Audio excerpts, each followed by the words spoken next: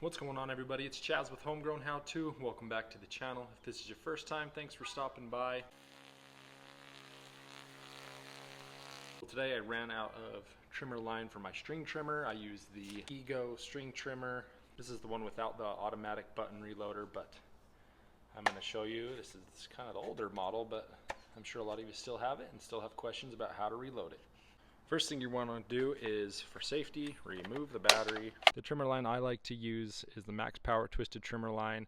This is the 0.095 inch. That line is twisted. I don't know how well you can see that, but that line is twisted. Super strong, super powerful, cuts like a champ. So what you'll want to do next is get about 16 to 17 feet of trimmer line here. My arm length is about almost 6 feet, so I'm just going to do about 18 feet here.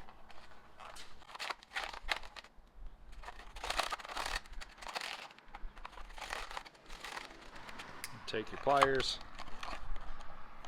give that a little snip. And one thing that I really like about the string trimmer is you don't have to match any sort of arrows up or anything. This does twist, but you don't have to match up any sort of arrows. You just take your trimmer line, stick it in one hole, and it will come right out the other.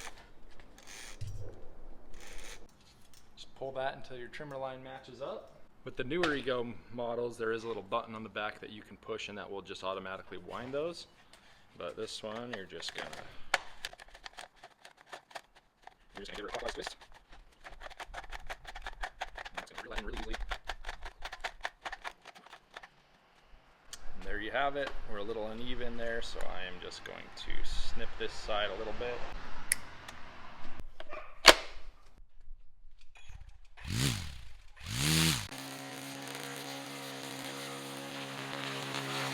And that is how you restring an Ego 56 volt electric trimmer. If you have any questions, drop those down in the comment section below. Thanks for watching. Y'all have a good day.